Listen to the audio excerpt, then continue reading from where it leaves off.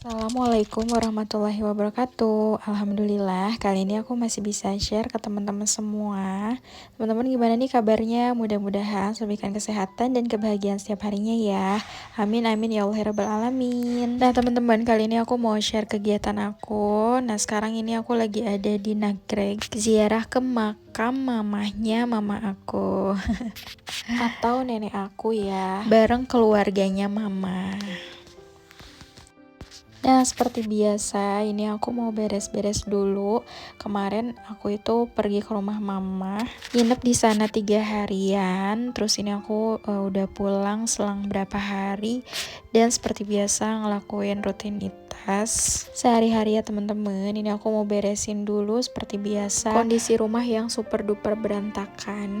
Nah, aku juga mau sedikit share kejadian-kejadian apa aja yang aku alamin, kayak hal-hal apa aja yang sebenarnya aku lakuin saat keuangan aku mulai membaik ya teman-teman. Kalau dikatakan membaik sih ya alhamdulillah ya, kalau dibandingkan dengan dulu sedikit demi sedikit ada perubahan untuk keuangan aku dan keluarga ya teman-teman. Itu dia tadi saat aku nerapin budgeting sedikit-sedikit dan tetap mau recovery gitu ya, dalam artian pengen upgrade keuangan jadi lebih baik. Nah memang sih setiap orang tuh caranya berbeda-beda ya untuk move dari kesulitan atau kesusahan. Bahkan ada rezeki yang datangnya tiba-tiba gitu ya, bisa dibilang rezeki nomplok gitu. Nah balik lagi, yang maha mengatur rezeki itu Allah ya teman-teman. Kita cuma bisa berdoa, berusaha, dan sisanya tawakal. Dan hati-hati juga ketika kita lagi di atas, jangan sampai juga kita lupa dengan posisi kita, karena gak selamanya kita ada di atas. Dunia itu kayak roda ya, bulat dan berputar gitu. Jadi giliran ibarat kata kayak segala sesuatu yang kita punya di dunia ini bisa tiba-tiba Allah ambil gitu aja. Tentunya juga dengan maksud dan tujuan tertentu ya teman-teman. Allah pasti nggak akan punya rencana yang salah buat kita. Nah di sini aku juga mau share satu hal yang membuat rezeki selalu ada dari mana aja. Nah jujur setelah menikah ini aku tuh banyak belajar ya, banyak perubahan pola pikir. Mungkin Allah titipkan semuanya sama suami aku yang bisa ngebimbing aku perlahan jadi lebih baik lagi ya teman-teman. Pokoknya pas aku nikah itu aku sama suami tuh komitmen gitu kalau kita harus mulai hidup dari nol. Apapun kejelekan kita masa dulu, stop, lupain, dan kita move, belajar lagi menjadi yang lebih baik dari sebelum-sebelumnya gitu. Nah seiring berjalannya waktu, aku tuh mulai coba ubah pola pikir ya.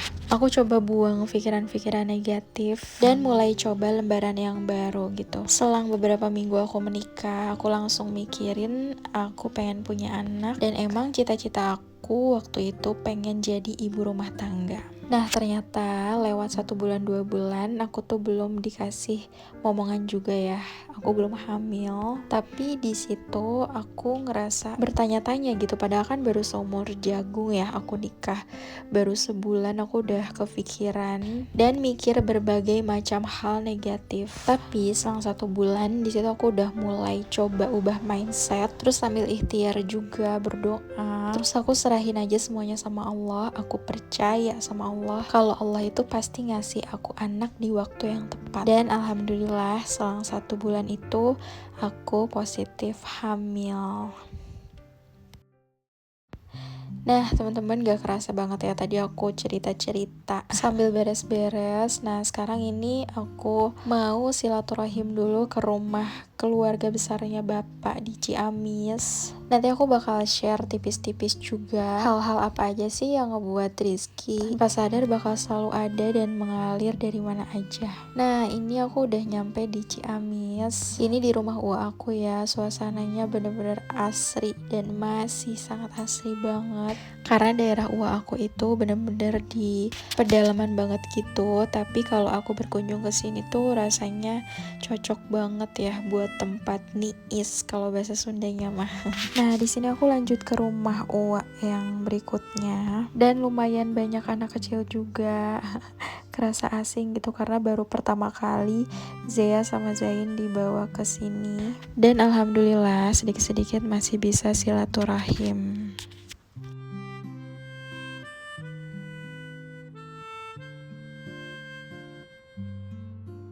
Nah, dari sini kita perjalanan menuju makamnya orang tua bapak aku. Nah, di sini kita ziarah satu keluarga karena kan bapak jarang banget ke sini.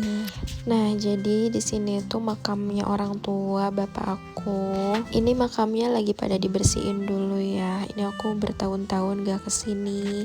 Masya Allah bisa berkumpul lagi sama sanak saudara. Kan kalau keluarganya mama itu di Bandung ya, jadi meskipun jarang ketemu juga masih bisa lah gitu, setiap 1 tahun itu pasti ada ketemunya. Nah, kalau di Ciamis ini aku baru ketemu lagi setelah sekian lama ya, setelah beberapa tahun baru kita bisa ketemu lagi. Masya Allah.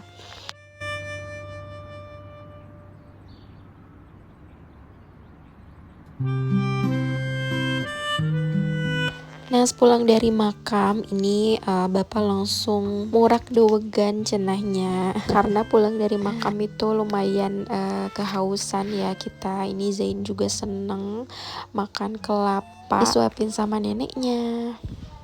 Nah, setelah 1 hari aku nginep di Ciamis, ini langsung aku pergi ke Pangandaran. Aku pergi dari Ciamis itu pada subuh dan nyampe ke sini kurang lebih ini di sekitaran jam 9-an. Langsung ngelihat pantai lagi, Masya Allah, lautan yang luas bener-bener bikin adem, tenang. Nah, pas aku nyampe cuaca di sini juga nggak terlalu panas dan aku lihat belum ada matahari gitu. Mungkin karena tadi subuh sempat hujan juga. Nah, di sini kita nginep di hotel Laut Biru. Kenapa di Laut Biru? Karena dari dulu aku tuh pengen nyobain ya. Dari tempat kerjanya suami juga suka ada pelatihan gitu. Nah, pelatihannya tuh ke Pangandaran dan nginepnya di Hotel Laut Biru. Nah, kalau suami aku pelatihan, aku tuh otomatis gak diajak karena kan gak boleh, itu khusus karyawan aja. Sampai akhirnya sekarang aku kesampaian ya nginep di situ. Udah gak penasaran lagi. Nah, ini aku mau ke Pasir Putih naik perahu ya, sempat negosiasi sama si mang perahunya. Ini aku sewa 100.000 sampai Pasir Putih. Terus awalnya Kak Zia takut ya, itu sampai pakai pelampung gitu. Masya Allah. Gak apa-apa kakak, karena ini kan naik perahu. Sampai akhirnya dia biasa aja gitu. Pas aku tanya, kakak happy nggak? Happy. Aku juga udah lama banget gak naik perahu kayak gini ya. Terakhir itu aku masih ingat pas waktu kecil, pas aku masih seumuran Z ya kalau nggak salah. Nah, di sini mama mertua aku nggak ikut naik karena katanya udah pernah ke sana. Jadi mama nungguin aja di sekitaran hotel. Nah, ini lumayan tenang ya airnya karena kan ini udah di tengah laut juga. Terus anginnya juga nggak terlalu kenceng gitu. Nah, ini pas aku lihat ada kapal terdampar gini, katanya ini bekas dibom gitu. Aku nggak tahu persis sih kronologinya seperti apa, tapi aku tahu dari bapak perahunya katanya ini bekas dibom gitu. Nah, bapaknya tuh nawarin mau lanjut nggak ke sana gitu, karena di sana tuh banyak kayak pasar-pasar ikan segala macam. Tapi aku minta putar balik aja langsung ke Pasir Putih.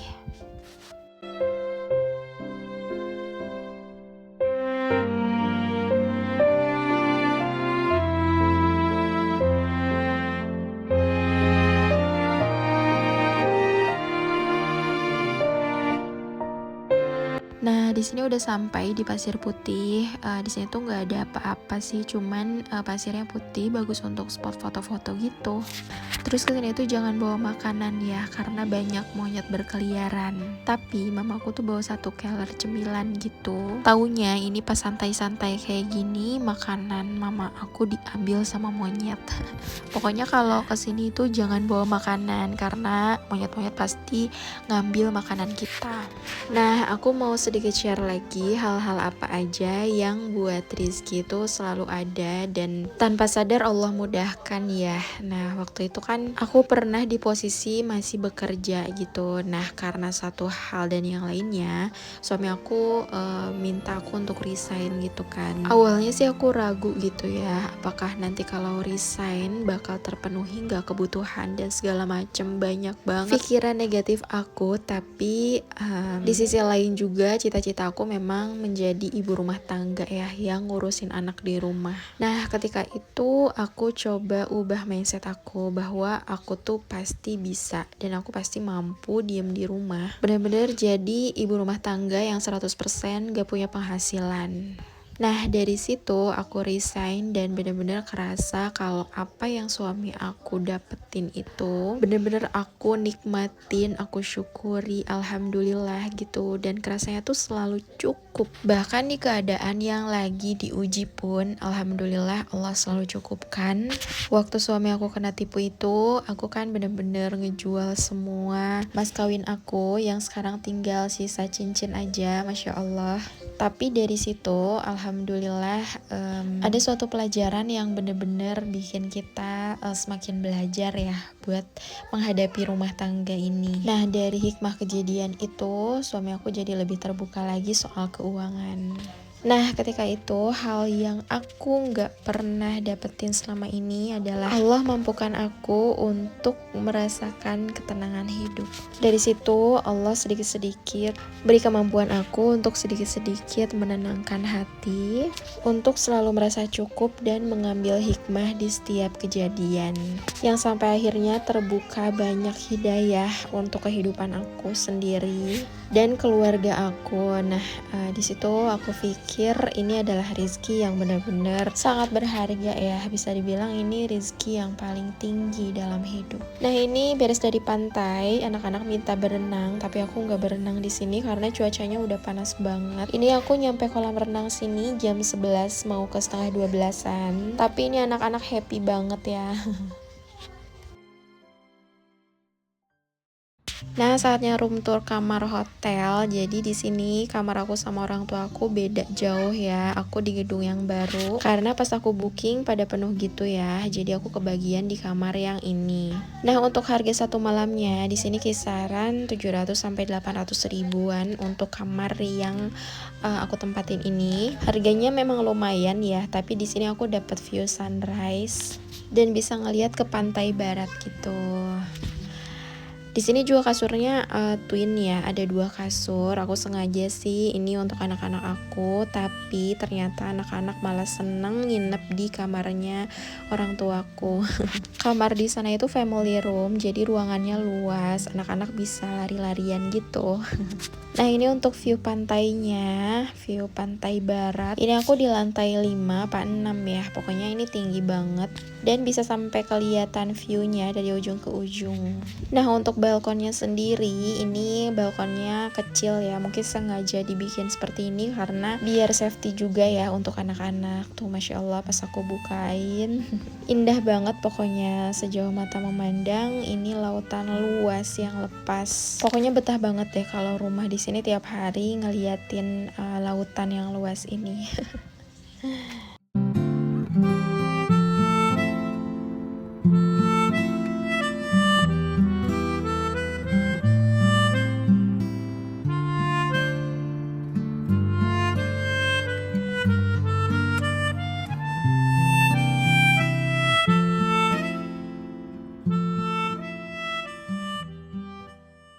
Nah, ini waktunya makan siang karena di hotel tadi aku tuh sempat ngebaso dulu pas siangnya karena pengen yang seger-seger gitu kan. Nah, jadi ini untuk makan siangnya diundur ke agak sorean gitu. Ini sekitaran jam 5-an kalau nggak salah. Bukan, ini tuh bada asar. Nah, setelah sholat asar kita langsung makan ke tempat makan yang kemarin sama kakak ipar aku kesini juga, dan kita ketagihan karena makanannya enak-enak di sini. Dan Masya Allah kesampaian juga ngajakin mama sama bapak kesini, dan tadi bapakku juga happy banget, Masya Allah. Senang ya ngelihat orang tua tersenyum kayak gitu. Ini aku dabinya sambil berkaca-kaca. Rasanya tuh pengen terus berusaha gitu ya, bikin orang tua tuh bahagia. Aduh, maaf ya teman-teman, kalau ngomongin orang tua tuh aku agak sedikit sensitif. Karena seberapapun kita berusaha, tetap aja ya apa yang kita berikan ke orang tua itu nggak ada apa-apanya ya teman-teman dibandingkan pengorbanan mereka. Jadi selagi ada, sayangin keduanya, sayangin orang tua kita. Karena waktu-waktu yang kita habiskan di dunia ini singkat banget ya teman-teman. Apalagi untuk membalas jasa orang tua tuh sangat nggak bisa. Mungkin orang tua nggak pernah minta balasan dari kita, tapi kita sebagai anak pengen dong ngasih yang terbaik untuk orang tua.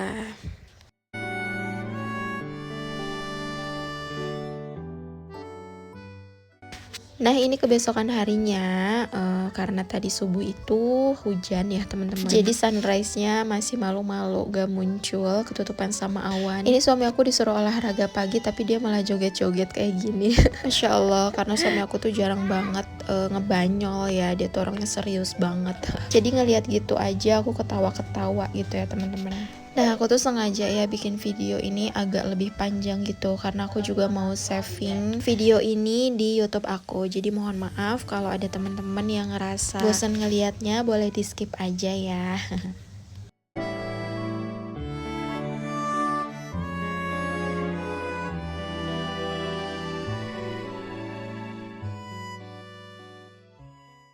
Nah acara kedua ini pasti ya yang namanya di Pangandaran, pasti main-main air. Tapi sebelum itu ini aku foto-foto dulu, nyobain Instax Square. Terus aku mau ganti baju dulu di kamarnya mama, karena kalau ke kamar aku tuh jauh banget ya. Nah ini tuh family room ya, ini tuh di kamarnya mama. Untuk kamar mama mertua aku di sebelahnya, ruangannya sama kayak gini juga.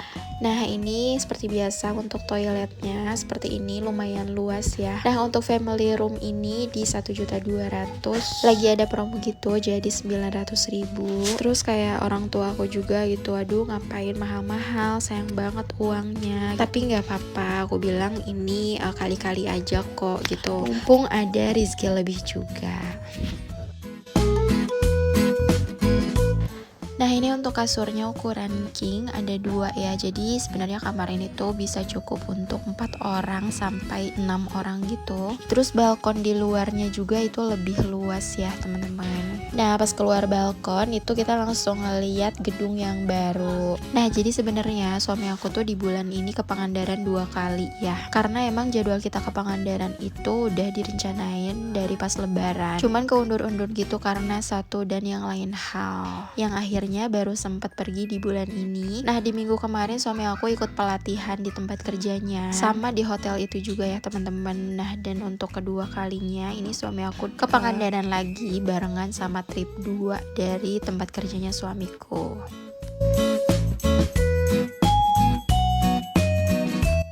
Nah ini kakak Zia lumayan agak susah ya kalau dibawa ke laut. Dia lebih nyaman di sini aja gitu main pasir. Nggak apa-apa, mungkin masih belum berani ya. Nggak apa-apa, aku nggak paksain juga. Senyamannya dia aja biar dia happy.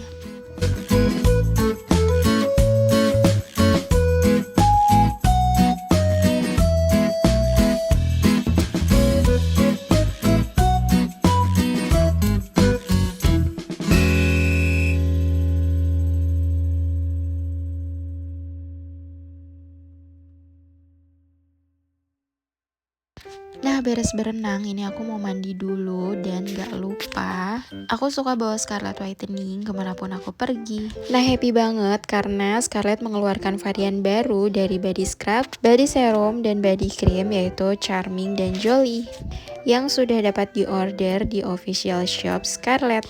Nah teman-teman harus tahu kelebihan produk ini yaitu 3 kali mencerahkan untuk body serumnya dan 4 kali moisturizing untuk body creamnya. Nah untuk body scrubnya sendiri mengandung glutathione dan vitamin E. Ini ngebantu banget buat mengangkat sel kulit mati dan merawat kulit agar tetap halus, lembut, dan tidak kering. Aku suka banget karena ini teksturnya gak terlalu kasar gitu ya.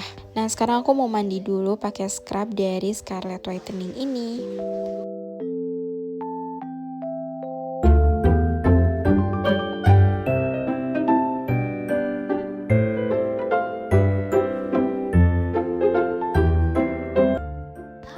Nah Nah, untuk cara pakainya, oleskan body scrub ke tangan atau tubuh secara merata. Diamkan 2-3 menit, lalu gosok secara perlahan, bilas dengan air hingga bersih. Dan body scrub ini sebaiknya digunakan seminggu 2 kali aja ya teman-teman. Nah, after mandi ini aku langsung pakai body serumnya yang tentunya mengandung glutathione, niacinamide, vitamin E, hyaluronic acid, glycolic acid, ceramide yang mempunyai banyak manfaat tentunya. Meratakan warna kulit, menyamarkan noda gelap pada kulit, membantu mencerahkan kulit karena di sini body serum ini 3 kali lebih mencerahkan ya teman-teman. Apalagi kalau dikombin dengan body creamnya ini yang 4 kali lebih melembabkan. Dengan banyak kandungan yang mempunyai banyak manfaat juga, ada 5 pito oil membantu melembabkan dan menghaluskan kulit, membantu merawat kesehatan kulit, dan ada sea butter juga untuk merawat keremajaan kulit, membuat kulit lebih kencang. Terus ada aloe vera ekstrak juga untuk membantu menyejukkan kulit yang teriritasi ringan. Nah, jadi pokoknya kalau teman-teman yang pengen hasilnya maksimal, ini dipakai satu rangkaian gitu ya. Terus satu yang aku suka rangkaian dari body care varian Jolie ini, wanginya bener-bener aku seneng banget ya teman-teman. Pokoknya varian ini tuh varian favorit aku. Teman-teman gak usah khawatir karena semua ini udah bisa diorder di official shopnya Scarlett. Nanti aku cantumin linknya di description box ya.